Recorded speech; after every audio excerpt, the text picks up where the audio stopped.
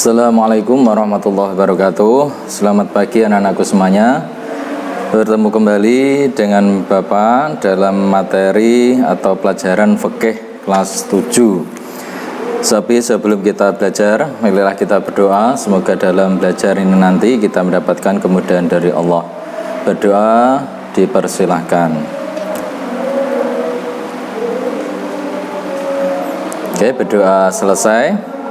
Anak-anakku semuanya, ini karena sebentar lagi kita masuki ulangan harian bersama atau ulangan tengah semester, maka dari itu Bapak ingin mengulas beberapa materi yang telah lalu. Mungkin anak-anak semuanya ada yang ketinggalan ataupun ada yang masih kurang paham. Ya, kita mulai dari awal. Mungkin anak-anak bisa membuka LKS-nya atau buku catatan nanti agar mencatat sesuatu yang penting. Gitu ya. Kita akan membahas tentang bab alat bersuci. Nah, ini Bapak jelaskan sekilas karena mengulas kembali ya. Alat bersuci ini ada dua macam. Yang pertama yaitu benda cair dan yang kedua adalah benda padat. Kalau benda cair ini yang diperbolehkan dipakai untuk benda cair ini adalah air. Ya, seperti air sumur, air sungai, air laut, air hujan dan yang lain sejenisnya. Kemudian kalau benda padat atau benda selain air yang dapat digunakan untuk bersuci yaitu ada tanah atau debu, kemudian batu, kayu, kertas, tisu kering atau benda-benda kesat yang lainnya. Oke. Itu tentang alat bersuci. Kemudian macam-macam air. Macam-macam air ini ada 4 macam. Yang pertama yaitu air mutlak, yaitu air yang suci dan mensucikan dan tidak makruh menggunakannya. Contohnya yaitu ada air memancar dari batu, air laut, air sumur, air sungai, air es, air mata air, air salju, air embun dan yang lain-lainnya. Yang kedua yaitu air musammas atau maul musammas, yaitu air yang hukumnya makruh apabila digunakan untuk bersuci, yang artinya air ini sebaiknya tidak digunakan untuk bersuci walaupun masih sah apabila dipergunakan untuk bersuci. Itu adalah air musammas. Dan yang ketiga adalah air tohir ghairu mutohir, yaitu air yang suci tetapi tidak sah apabila digunakan untuk bersuci. Contohnya air suci yang telah bercampur dengan benda suci lainnya sehingga berubah sifatnya baik rasa, warna, dan baunya. Contohnya ada air kopi, air sirup, air sabun, dan lain-lainnya gitu. Yang kedua yaitu air suci yang dari buah-buahan dan sejenisnya, misalnya air kelapa ya, atau air jeruk, air tebu dan lain sebagainya. Itu termasuk air tohir ghairu mutohir, air suci tapi tidak dapat untuk digunakan bersuci. Yang keempat adalah air mutanajis, yaitu air yang telah terkena najis.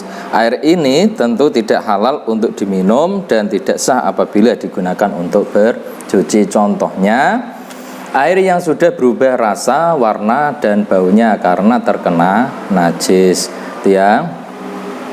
Yang ketiga macam-macam najis dan tata cara toharohnya. Kalau pertemuan kemarin Bapak sudah jelaskan secara gamblang, tapi ini mengulas sedikit biar anak-anak tidak lupa ya. Macam-macam najis. Nah, sebelumnya najis itu dari segi bahasa mempunyai arti kotor atau sesuatu yang dianggap kotor. Nah, yang pertama najis mughaladhah. Najis mughaladhah itu najis apa? Iya, betul. Najis mughaladhah adalah najis yang disebabkan dari air liur anjing dan babi atau keturunan dari kedua tersebut. Kemudian cara mensucikannya dibersihkan terlebih dahulu, kemudian disiram dengan air yang suci sebanyak 7 kali dan salah satunya dikasih lebu atau debu. Gitu ya. Yang kedua najis mukhafafah, yaitu najis yang berupa air kencing anak laki-laki. Ini anak laki-laki dan usia anak tersebut belum sampai 2 tahun dan ia belum pernah makan apa-apa kecuali air susu ibunya atau ASI. Ini cara mensucikannya, cukup dipercikan dengan air yang suci di tempat najis tersebut. Oke.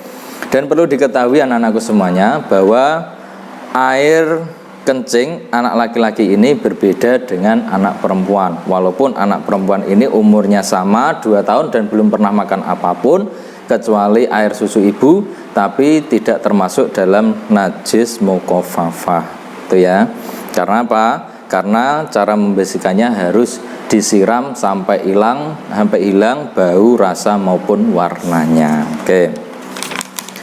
Kemudian yang ketiga adalah najis mutawasitoh. Najis mutawasitoh ini najis yang berupa nanah, bangkai binatang yang berdarah atau muntah-muntahan, arak, darah, dan kotoran hewan. Ini termasuk dalam najis mutawasitoh.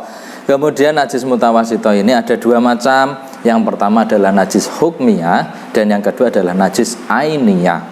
Kalau najis hukmiyah yaitu najis yang diyakini akan adanya najis pada barang atau benda tersebut walaupun tidak ada bau, rasa maupun wujudnya. Kalau najis ainiyah yaitu najis yang masih ada dan jelas wujud, bau maupun rasanya. Kemudian manfaat dan hikmah dari bersuci dari najis yaitu yang pertama mendidik manusia agar senantiasa hidup bersih.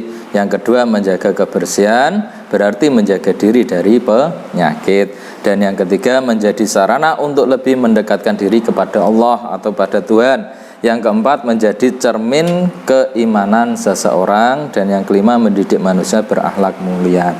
Itu sedikit ulasan dari Bapak. Semoga anak-anak bisa lebih memahami lagi karena sudah kemarin kita tayangkan. Karena ini masih ada waktu, maka Bapak ingin mengulasnya kembali sebagai bahan evaluasi. Ini nanti anak-anak bisa mengerjakan LKS halaman 8 yaitu ulangan harian ya, nomor 1 sampai nomor 10. Jangan lupa ini tugasnya nanti ada di link Google yang berada di bawah video ini seperti biasanya. Oke, mungkin itu yang dapat Bapak jelaskan walaupun sedikit, semoga bermanfaat kepada anak-anakku semuanya. Akhirul kalam, wallahul muwaffiq ila aqwamit thoriq. Wassalamualaikum warahmatullahi wabarakatuh.